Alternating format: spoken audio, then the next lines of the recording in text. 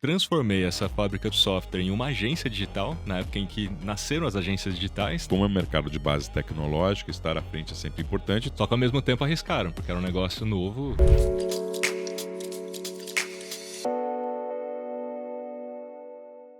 Salve, salve, Luiz Paulo Teixeira na área. Você está aqui no canal do Sales Club. Esses são os estúdios onde gravamos vários programas, como os donos das vendas, Pode Ser Elite, e este é o programa Sala de Decisão. Aqui nós encontramos empreendedores e empreendedoras que dividem o seu sucesso, suas frustrações e a vida que parece solitária, mas a gente encontra audiência e eco com vocês que estão aqui com a gente. Lembrando que o Sales Club é o lugar que pensa que negócios podem crescer por meio das vendas e as vendas ajudam os negócios em tempos ruins e alavanca negócios em tempos bons. Hoje nós temos um convidado muito especial. Eu cresci no mundo do marketing vendo smiles por aí, depois eu te conto por que eu fiz isso. E essa pessoa é responsável por ver esses emojis nessa minha formação de marketing. Senhoras e senhores, estamos aqui com o homem, o mito, a lenda, Rafael Kiso. Muito obrigado. O mito não, né? Que isso. Não, então vamos voltar, então. Não, vamos voltar porque o pessoal na internet não podemos fazer isso. Então, posso voltar aqui? Não posso falar mito mesmo. Vai lá. Desculpa. Internet não perdoa. Vamos lá. Então, nós estamos aqui. Então, quero trazer as boas-vindas a um empreendedor muito especial, que é inspiração para todos nós no universo do marketing. Estou aqui com Rafael Kiso. Seja muito bem-vindo. Legal, fico super honrado de estar aqui gravando esse podcast contigo. Já estive aqui antes, né, nos Donos da Venda. Agora estamos aqui para bater esse papo aqui. Vamos lá. Seja muito bem-vindo. Kiso, quando eu falei que cresci vendo emojis por aí, e a culpa é sua, você sabe por quê, né? Por quê? Por causa das almofadinhas que eu tinha nos eventos que nós participávamos de Magnus, Social Media Week e Sim. outros, existia uma campanha da MLabs que todo mundo desejava pegar os emojis da MLabs, E né? ainda existe, hein? Ainda existe? Fez tanto sucesso que a gente nunca tirou essa ativação em todos os eventos. Então, a cada ano, a gente cria novas versões para que as pessoas possam colecionar. Então, se você for a algum evento que a MLabs está lá patrocinando, você vai ter novas versões para a sua coleção. Então me conta para todo mundo, eu já conheço a sua história. Quem é o Rafael Kiso e quem é a MLabs? Boa. Bom, rapidamente, né? Eu comecei em 2000, 99 para 2000, a empreender já no digital. Então, vivenciei aí todas as fases da internet, desde a bolha da .com, depois toda a Web 2.0, mais adiante ali as redes sociais, e talvez agora a gente está diante daí da inteligência artificial misturando tudo, né? Então, eu rapidamente evoluí nesse mercado como empreendedor. Primeiro, criando uma fábrica de software web no começo dessa década de 2000, onde meu primeiro grande cliente foi o Banco Itaú. Ajudamos a desenvolver o Itaú Bankline, desenvolver a extranet de vendas da Intel, entre outras grandes companhias. Depois, eu transformei essa fábrica de software em uma agência digital, na época em que nasceram as agências digitais. Então, fui um dos pioneiros também aqui. E ela foi uma das maiores agências digitais do país. Tínhamos grandes marcas nacionais e internacionais, como Lindt Chocolate, Pão Puma, Tequila Rosé Cuervo. Dava para fazer uma boa festa lá. Chocolate, tequila, e tinha camisinha também, tinha Tinha festa para todo mundo. Tinha festa para todo mundo. Cliente que todo mundo queria, né? Que todo mundo queria. Não, eram clientes bem legais, né? E aí, dentro dessa história toda de agência digital, a gente nessa história de Web 2.0, ajudando as marcas a entender essa web colaborativa, na época a gente chamava dessa forma, a gente ajudou algumas marcas a entrar dentro do Facebook. Então o Facebook foi ali o comecinho, né, dessa história de mídias sociais. Muitas marcas internacionais que não tinham presença no Brasil ainda, como por exemplo, molho de pimenta Tabasco, mostarda Maile, a gente ajudou a entrar no Brasil através de mídias sociais, particularmente no caso do Facebook. E todas elas cresceram muito rápido aqui, né? Que E ano a que gente foi isso? Foi 2007 para 2012. Não, e era o começo realmente quando o Facebook ele era um sistema É. de invite, né? E foi uma rede que pegou muito forte. Ela talvez mudou o conceito de uso de rede social, né? Quando ela entrou. Certamente, certamente. Foi onde a gente entendeu aquela inversão do poder, né? Onde o consumidor tinha mais poder do que as próprias marcas. Pois é. E aí teve aquela discussão toda, né? Porque até então a comunicação era unidirecional, as marcas falavam e todo mundo escutava e não tinha muita É. opção. Aí nesse processo de evolução da Web 2.0 com uma agência ajudando essas marcas, Dentro da agência a gente se viu diante de um problema, né? Que eram muitas marcas para administrar, mais plataformas de mídias sociais nascendo, e a gente fazia tudo na mão. Então a gente começou a desenhar o que seria a MLabs. Foi quando a gente empreendeu dentro da própria agência. Inicialmente, a gente criou uma ferramenta para gerenciar todas essas Para ter mais múltiplas plataformas. eficiência com tantos clientes em várias plataformas. Porque naquela época, Exatamente. eu me recordo que a gente começou a ter informações de mercado. Pô, tal hora funciona mais, tal hora era outro horário. E nem sempre isso batia com o horário, a jornada de trabalho comercial. Uhum. Então eu tinha que esperar. Não, espera até as 8 horas para poder subir o post ou outra coisa. E aí que veio essa solução que nos ajudou demais. Certamente você com um time grande, mas era uma solução interna isso. Começou pensado dentro da agência com as dores da agência, mas desde o primeiro dia eu já desenhei para que aquilo fosse também usado por mais empresas, né? Então a ideia foi, vamos criar um produto, de fato. Legal. Até porque no modelo de agência era aquele modelo serviço, hora homem, contrato anual. Se você perder cliente, demite gente, conquistou cliente, contrata gente. E a gente já queria há algum tempo ter um produto recorrente, ter alguma coisa Já mais se falava em sustentável. recorrência naquela época? Porque hoje, assim, existe Muito, até uma tara, né? Fala assim, né? não, tô atrás de MRR, tô atrás de receita passiva. E naquela época, mas você entendia, o problema não tinha um nome ainda para a solução, o atributo, mas você já, É, opa, essa variação, ela me incomoda como empresário. sim. A princípio a gente tentava resolver com um contrato de manutenção, esses eram os nomes da época, porque manutenção você tem ali o pinga-pinga do mês. Só que a gente pensava como software, né? Então a gente já tinha essa formação também técnica de exatas desde o começo. Eu era um programador no começo dessa história toda. Então a gente já tinha esse pensamento mais de software do que só de agência, comunicação, marketing, Sim. né? Então a gente criou dentro da própria agência, mas já foi criado para ser um produto. A ideia nasceu em 2012, a ideia em si. 2013, eu fui validar essa tese no Vale do Silício com empreendedores lá do Vale e também com investidores do Vale. E na prática, eu voltei com o rabinho entre as pernas, porque todo mundo falou, cara, mas você quer desenvolver uma plataforma, software como serviço, para pequenos negócios, porque minha tese era, todo mundo vai precisar estar nas mídias sociais. Todas as empresas vão entrar nas mídias sociais antes de ter um site. Você estava à frente do tempo, enxergando o mercado, o Tá? comprador no mercado endereçável que não estava pronto ainda para Não aquele estava momento. pronto para aquele momento, certamente não estava pronto. Então todos eles falaram, cara, não vai funcionar, porque o pequeno negócio no Brasil é diferente do pequeno negócio, por exemplo, nos Estados Unidos, né? Ele não vai pagar sua ferramenta se ele precisar pagar a conta de luz. Então tinha esse ponto, né, de vista. Mas ao mesmo tempo a minha visão ainda estava forte. Eu falei, não, eles não estão. Aquela coisa, convicção, eles não estão entendendo o que eu estou falando, né? Aí eu voltei e o meu sócio, que era é o meu irmão, né? Na época da agência, e ele falou, cara, mas você acredita, vamos investir nesse negócio, né? Vamos colocar do nosso próprio bolso. Então foi tal do Bootstrap, né? A gente colocou do nosso próprio bolso a primeira versão que nasceu em agosto de 2015. Então demorou um tempinho ali para a gente colocar a primeira versão da MLabs no ar. Em 9 meses a gente conseguiu breakivar o negócio. Então foi ótimo, né? Porque ainda Pensando ali. pensando como empreendedor, né? Você está Não, arriscando. e depois os americanos não sabem nada. É. A verdade, né? Que nos 2 primeiros meses não foi um mar de rosas. Então a gente colocou no ar e a gente viu que não teve um fit imediato com o mercado. O que é o fit imediato? Poxa, a gente achou que os pequenos negócios, como era a minha Iam vir tese, rápido. iam vir rápido e comprar. E assinar, né? E como a gente era agência, então a gente tinha a capacidade de fazer campanhas, de colocar já o go-to-market, né? Colocar na rua ali uma campanha para captação. De fato, muita gente clicava nos nossos banners, na época eram os banners, né?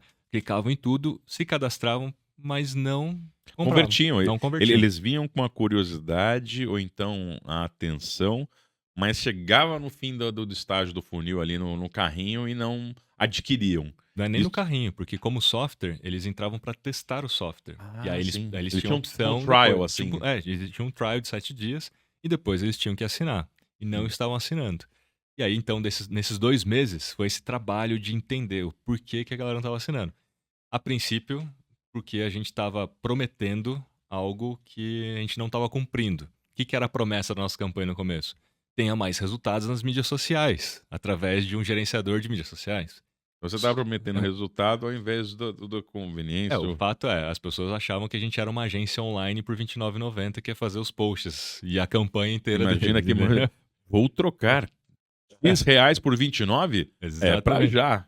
Falei, não, peraí, toma meu dinheiro, né? Só que na hora que eles se deparavam que era uma ferramenta onde eles mesmos tinham que desenvolver tudo, e a ferramenta, na verdade, era uma ferramenta de produtividade, Sim. aí a coisa não andava. Porém, quando a gente então entendeu isso, falou, não, mas isso aqui é um problema com as pequenas empresas. Então, as pequenas empresas estão confundindo as coisas, A não consciência necessariamente. ainda é baixa. Então, não necessariamente é porque o produto é ruim. É porque talvez a gente está mirando nas pessoas erradas. Vão mirar em quem? Não, vão mirar nas outras agências. Já que nós somos agência e a dor da agência é essa, as agências vão entender perfeitamente O qual é cara que tem a dor que 3, a gente está 4 resolvendo. clientes já vai É. ser super. Aí a gente só fez isso. A gente pivotou, na verdade, a comunicação para O cliente agências. ideal é que você girou. E aí foi fit imediato com as agências inicialmente, né? Porque, na prática, as agências, por sua vez, gerenciam pequenos negócios. Sim. Então Então, você alcançava o pequeno negócio por estava meio das ajudando. agências. Estávamos ajudando ainda assim, né, os pequenos negócios. E aí, em 9 meses, a gente breakivou só Pra- dentro desse público, né, de agências e profissionais de marketing, etc. E levamos mais 12 meses para chegar a 25 mil clientes recorrentes. Então, Mamãe. basicamente, 2 anos a gente chegou a 25 mil Você clientes. esperava isso? Uma coisa é Cara, sonhar, outra coisa é falar assim, a previsibilidade, tá no pipe aqui. a gente fez todas as projeções, mas sabe quando você faz a projeção no Excel? Você fala, meu, Excel aceita tudo, né? Olhar, mas É. será? Vamos lá, né? Mas eu acho que o poder de execução, e eu acho que mais do que isso, né? A sua atitude de fazer acontecer, eu acho que é o que nos faz empreendedores diferentes, né? Atitude e execução. Mas como você pensou a plataforma naquela época? Se o nome era esse, eu não sei, ou era um software, como é que você chamava isso? E se ela já era exatamente como você concebeu ela, que você imaginava ela? Quando a gente começou a desenhar essa ideia da MLabs, a gente já tinha aquela máxima de que os dados eram o novo petróleo. Lembra? Quando começou Lembro. essa história? Amy Webb falava muito isso também. Então, quando a gente começou essa ideia, a gente já tinha uma visão de que os dados de dentro da MLabs seriam mais valiosos do que a ferramenta em si, né? A funcionalidade da ferramenta em si.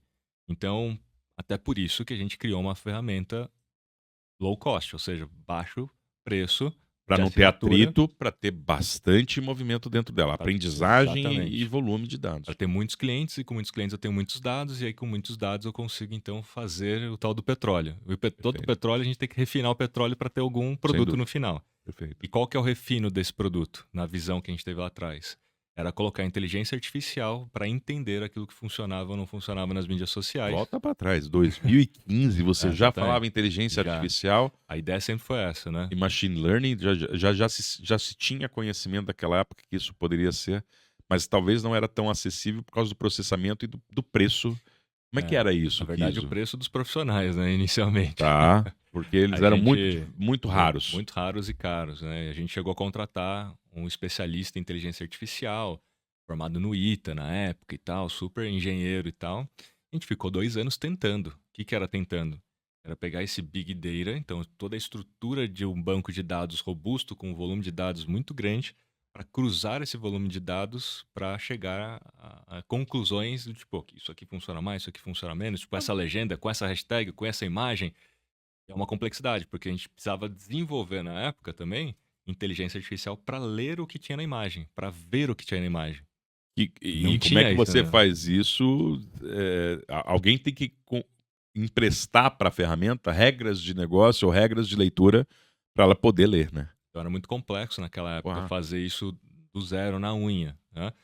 E à medida que a gente foi avançando e não conseguindo fazer isso, por quê? Porque como startup a gente tinha recurso escasso, né? Não tinha muito dinheiro, apesar de 25 mil clientes, mas como era low cost, então não é um faturamento muito Precisava grande. faturar pra caçamba para poder. E a gente então começou a priorizar primeiro as ferramentas mais de produtividade do que colocar inteligência artificial e colocando mais clientes para dentro para a gente poder ter um volume de dados maior. E a gente conseguiu fazer isso ao longo do tempo. De alguma forma, o tempo deu tempo também para novas ferramentas e tecnologias de inteligência artificial nascerem. E a gente foi implementando isso aos poucos, e até o advento da OpenAI, né? Então a OpenAI nasce em 2021, ali, novembro de 2021, e começa a aparecer pra gente, não publicamente como todo mundo conhece o ChatGPT hoje, Sim. mas começou a aparecer lá já como API paga. Então a gente já começou a testar o ChatGPT antes de todo mundo, mas não tinha esse nome Mas como ChatGPT. beta tester ou porque vocês eram realmente hard users já dessa filosofia de inteligência Então, artificial? é porque a gente já estava atrás dessa história há muitos anos. E aí a Você já gente estava tava, setado para ver o que a gente já aparecia. estava com o radar assim, né, aberto para tudo que aparecia de inteligência artificial, para ver se a gente conseguia plugar na MLabs, tudo através de API ou plugin ou pagar lá para colocar a tecnologia, embarcar na nossa tecnologia, né?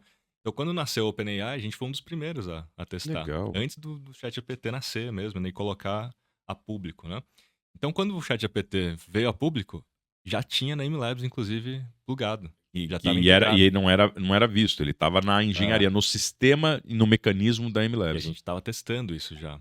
E aí foi muito rápido. Assim como todo mundo está percebendo agora que tudo está muito rápido, a Tudo muito evolução da dinâmico. inteligência é muito rápida, também foi muito rápido para a gente. Então, por quê? Porque a gente plugava a API e a API passou a ler as imagens, entendeu? E você começou a ganhar velocidade e implementação para o Sim, seu usuário, né? Você, a MLabs cresceu bastante, né, nesses últimos anos, né? sim. Agora a gente tem mais de 130 mil empresas usando a MLabs recorrentemente. O Brasil é o maior país, mas a gente está em mais de 20 países agora. A gente tem clientes em mais de 20 países, né? E de várias línguas. Inglês e espanhol, além do Inglês. português, né? Agora, então, eu só tinha perguntado, então, no começo, quando vocês conceberam, vocês já tinham a ideia de que existiria outras vertentes ou outros braços dentro do MLabs e construíram devagar? Porque o bolso era curto pela estratégia ou porque a tecnologia não tinha chegado? Qual foi a dinâmica que vocês escolheram para fazer isso passo a passo? Então, a gente chegou a 25 mil clientes no final do segundo ano com 6 pessoas no time. 6 pessoas no Meu time. Deus. Era de fato a tese das startups, né? Su- Escalável, e com super pouca enxuto. gente, super enxuto. Só que, obviamente, é porque todo mundo ali era multitask, acúmulo de papéis, né, dentro de uma organização. Então, não era saudável também manter daquela forma. A gente começou a estruturar pensando já nos investimentos e no futuro. A visão da MLab sempre foi uma visão de plataforma, de múltiplas ferramentas dentro de um único guarda-chuva.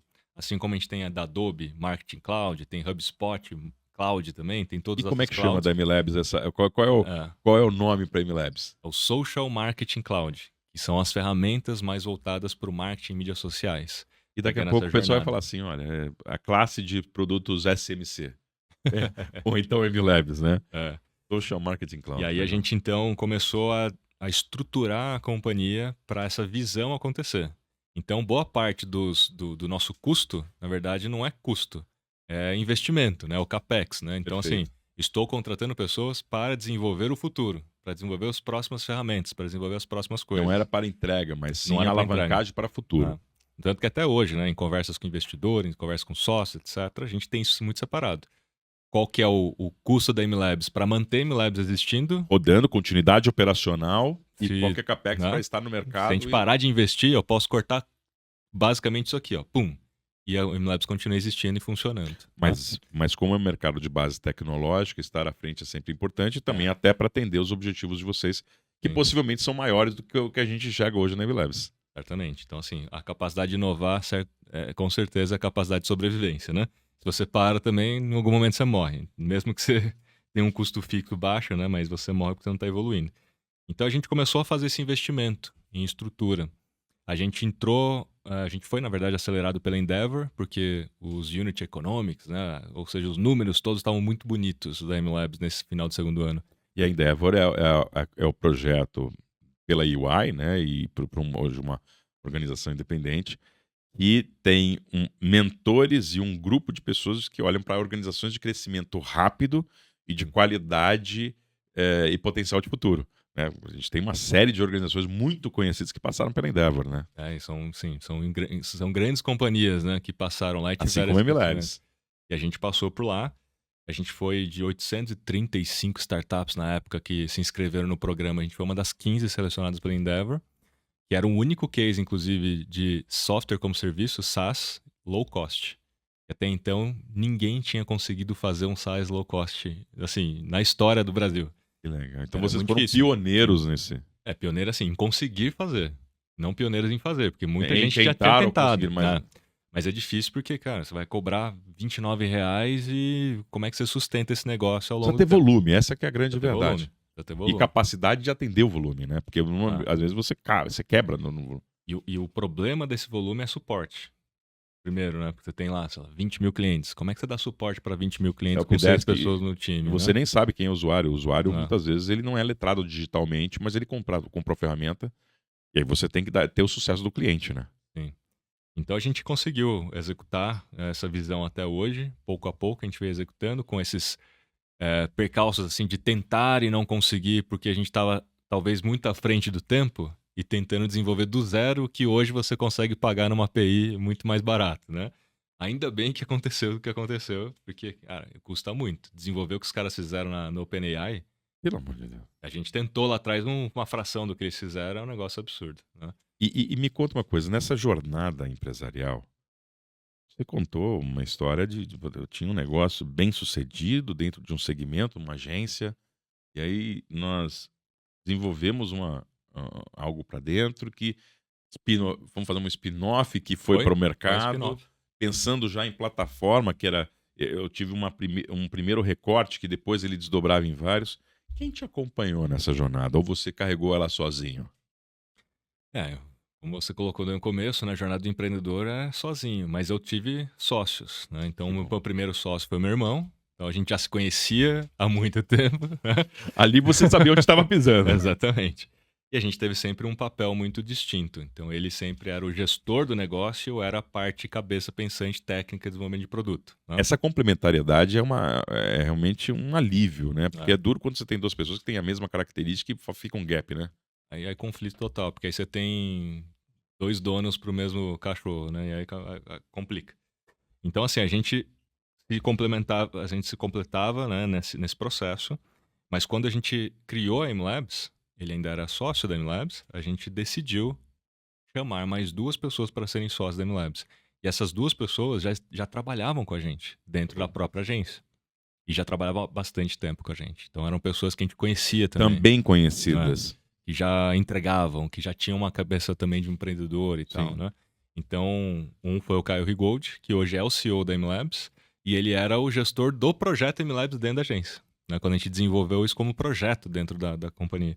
E o outro é o Marco Santos, que é o CTO, que era o principal programador do projeto MLabs. Fatores críticos de sucesso, ambos, para Ah. o crescimento do negócio. Então a gente já conhecia, a gente não foi do nada assim, vamos convidar alguém. Já conhecia eles, inclusive foi um passo importante para eles também, né? Como reconhecimento, muitas vezes, né? Porque pô, Sim. já estavam na companhia há bastante tempo, tiveram essa oportunidade. Só que ao mesmo tempo arriscaram, porque era um negócio novo que. Sem dúvida. Aquela coisa, né? A promessa, né? Isso aqui vai ser um dia muito grande, vamos virar sócios juntos, etc. Então eles toparam, Apostaram junto. apostaram juntos, né? E hoje o Caio é isso aí, o Caio é CEO do negócio de uma companhia grande, né? E o CTO tá lá também, que é o Marco Santos, e eu sou o CMO. E eu sempre me coloquei nessa posição de não ser o gestor do negócio, porque eu sei muito bem onde está a minha zona de talento, né? Seu superpoder é É. na área do É marketing. na área do marketing. Eu falei, cara, é aqui onde eu sei jogar e eu jogo melhor do que muita gente. Então, assim, por mais que a maior participação do negócio seja minha no cap table, Mas eu acho mas que eu é não sou justamente gestor. por isso, né, Kiso, que você sendo o investidor do negócio, você escolhe as melhores posições, as melhores pessoas pelas melhores posições. É. Porque o investidor vive de dividendos, né? Então essa é uma escolha inteligente. Quando a gente está desprovido de ego, isso favorece muito o negócio. E acho que essa foi uma das principais, diria assim, né? Essa é uma das principais coisas que todo empreendedor precisa entender, assim, ou aprender. É ter gente melhor do que você para fazer as coisas no qual você não tem talento para fazer. Enquanto dono, você centraliza demais, né? Você que é o dono do negócio, então você acaba acreditando que tudo tem que passar por você, que você sabe mais do que todo mundo. E depende só do seu repertório. E É. ele é limitado para todos os Bem problemas limitado. da empresa. É bem limitado. A gente não se dá conta, mas é bem limitado. Quando a gente começa a ter contato com outros empreendedores, e a Endeavor foi fundamental para isso, a gente também participou de um programa de aceleração no Sebrae, mas o da Endeavor foi mais impactante, porque lá a gente estava em contato com outros grandes empreendedores que tinham uma cabeça assim 10 vezes melhor do que a sua. Aí esse contato foi muito bom. Esse contato foi muito bom para você ser mais humilde e falar, eu não sei nada, né? E Sobre esse assunto. sai de lá com um ativo social e com um repertório fora da curva que não se encontra em nenhuma escola, né? Ah, E vocês também foram acelerados ou investidos, eu não sei exatamente a palavra, por uma grande companhia nacional, né? na saída, né, quando a gente passou pela Endeavor, a gente conquistou nosso primeiro sócio investidor, que foi a Dome Invest, que é um fundo de investimento, que eram os ex-fundadores do Buscapé, Sim. né? Então, o Rodrigo Borges, principalmente lá. O Romero Rodrigues estava no outro fundo, acho que já estava não sei se era na Red Point, na Na época, Redpoint e que na época era Red Point, depois foi mudando os nomes, né? Mas, enfim, a gente conquistou nossa primeira rodada ali de investimentos, em tese, sem precisar de dinheiro. Porque a maioria dos negócios buscam dinheiro para pagar as contas. para alavancar os negócios, É. né? Eu chego com uma proposta com curva explodida. Olha, você vai ser muito feliz comigo porque eu vou ser grande. Não era o seu caso. Não, e assim, né? Muitas empresas já estão torrando dinheiro e precisam de dinheiro para continuar torrando dinheiro. Pois é. Então já está com custo alto, né? E precisa continuar. A gente não, a gente já estava fazendo caixa. Então, assim, a gente Era estava lucrando. superavitário e era saudável. E aí, assim, pô, por que eu tô precisando. A pergunta era essa: por que você precisa de dinheiro se você tá fazendo dinheiro e tá sobrando no caixa? Por que você não investe esse próprio dinheiro? O fato era que a gente não tinha coragem. A gente não tinha coragem. De reinvestir o capital. Nossa cabeça era de empreendedor raiz. Eu tenho que dar lucro. E quando a gente via, né, na Endeavor, a gente conversava com os mentores e tudo, naquele momento, inclusive, o mundo estava vivendo vamos dizer assim, um fenômeno que era zerar o seu lucro para aumentar, escalar esse Que negócio. não fazia sentido dentro de conceitos antigos. Como assim eu não posso dar lucro? Eu Você até não pode dar entendi o lucro. conceito, mas eu não consigo. Tipo assim, cara, você não pode dar lucro. Você tem que usar todo o dinheiro para crescer o mais rápido possível. E como? Porque vai aumentar o custo de aquisição do cliente, né? Você vai colocar mais dinheiro em mídia, vai colocar mais dinheiro aqui e tal, vai aumentar o custo de aquisição. Mas também você cresce mais rápido. E o jogo não era dar lucro, o jogo era aumentar o valuation do negócio para que você entrasse numa outra rodada e tal. Isso me incomodava demais, né? Eu e o Caio, os meus sócios também. Então a gente já tinha uma cabeça de empreendedor raiz, a gente já dava lucro, mas a gente não tinha essa coragem de pegar todo o lucro e colocar ali para escalar. Só que quando vem o dinheiro dos outros, você fica um pouco mais corajoso, né? É um dinheiro diferente. Ele tem um jeitinho diferente. É um dinheiro diferente. Você fala, bom, agora. Porque os outros que deram dinheiro falaram, faça isso. Então, assim, aquela coisa.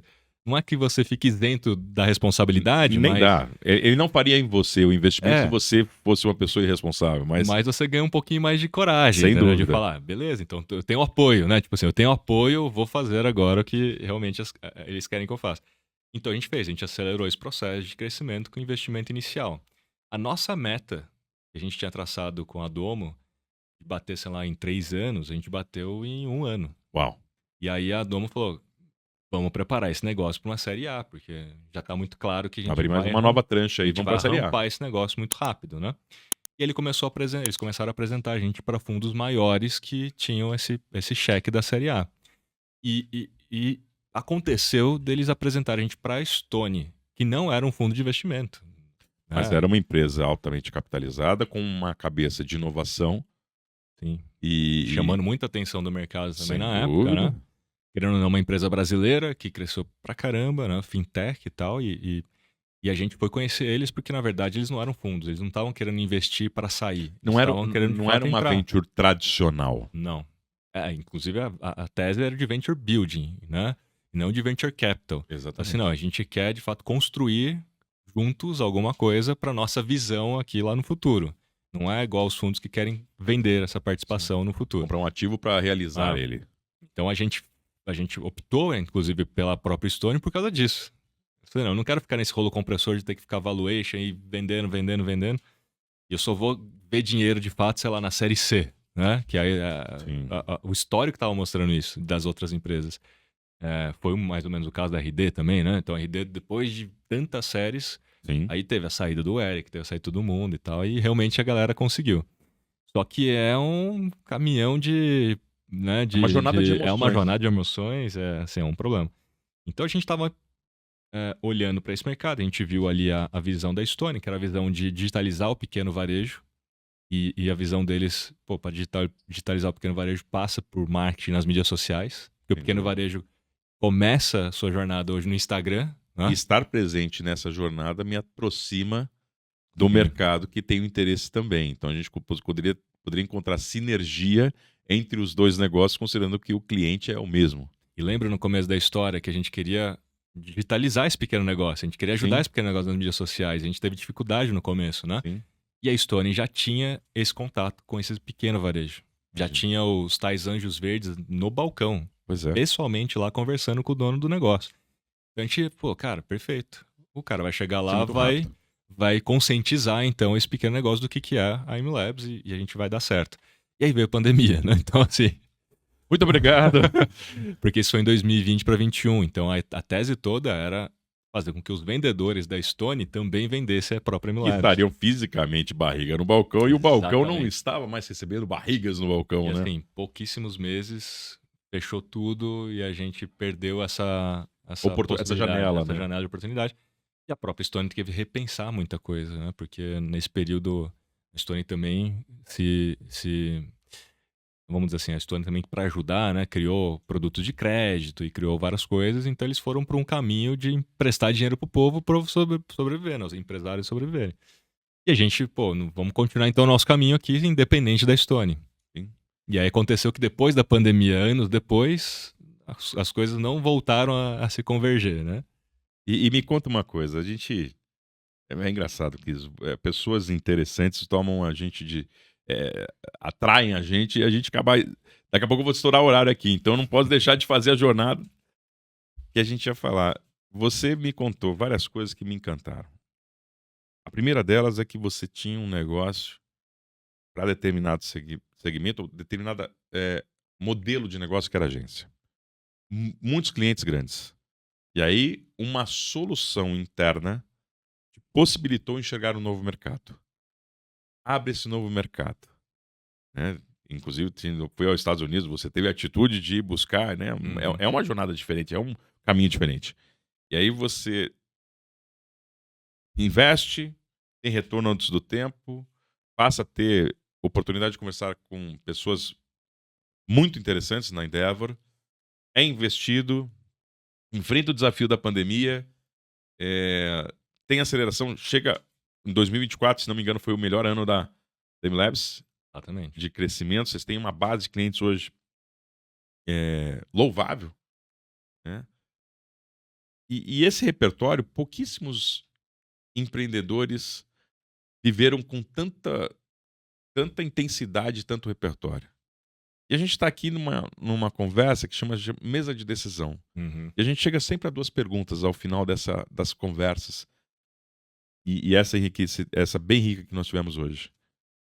De todos esses negócios, esses momentos, no mundo empresarial, qual foi a decisão que você julga que foi mais impactante para te trazer até aqui esse momento? E como todo CNPJ é guiado por um CPF, qual foi a decisão do CPF que validou e te colocou nesse momento aqui? Bom, a primeira decisão foi contratar pessoas que ganhavam mais do que eu na própria empresa. Essa foi uma decisão que ajudou a gente a alavancar mesmo o negócio, porque a gente conseguiu estruturar melhor para a visão que a gente tinha que consolidar. E sempre foi um problema isso, né? Como assim eu vou contratar alguém que vai estar abaixo de mim e vai ganhar mais do que eu? Parece inconcebível isso, né? E a gente teve que abrir mão mesmo, assim. Falou assim, não é sobre o nosso salário, é sobre o negócio no futuro. A gente vai ganhar menos hoje, mas amanhã, obviamente, a gente vai ganhar mais. Então, eu trouxe, por exemplo, uma diretora de marketing para dentro do negócio. Então, hoje, apesar de eu ser CMO, trouxe uma diretora de marketing, a gente trouxe engenheiros importantes para dentro do negócio. Hoje, a maior parte dos nossos funcionários são engenheiros, né? E você o empreendedor também, que sabe muito bem da área de tecnologia, que engenheiro hoje está ganhando muito. Pois é. Porque E não tem é à escassez, não é à toa. É super importante, né? Tem escassez e tal, E a gente não pode esquecer que, por exemplo, o MIT forma engenheiros e o maior consumidor de engenheiros é o mercado financeiro.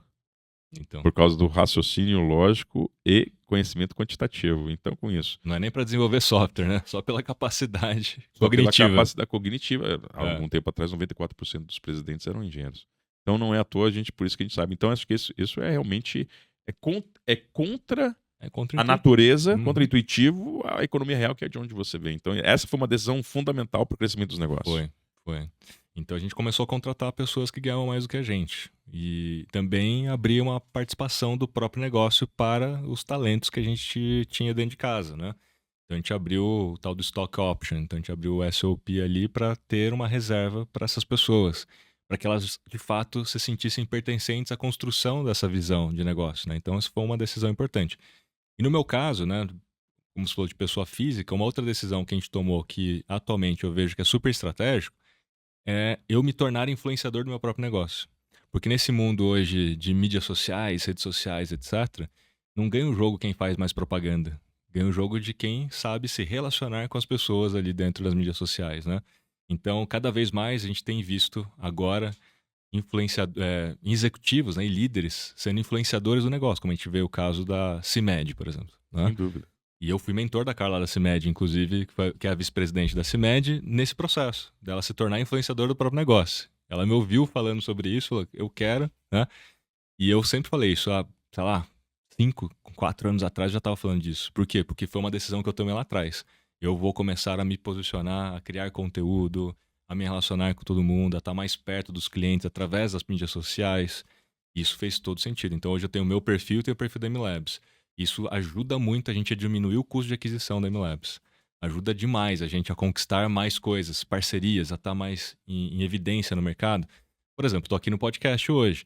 Eu estava num grande evento ontem. E às vezes Irá para um grande evento hoje à noite. tem outro evento. Então, assim, todo dia, 4 vezes por semana estou dando palestra. E palestra, inclusive, remunerada, né? Então, Pois é. para falar muitas vezes do meu próprio negócio. Por causa dessa autoridade conquistada nessa decisão de começar a se posicionar, a criar conteúdo, a estar ali.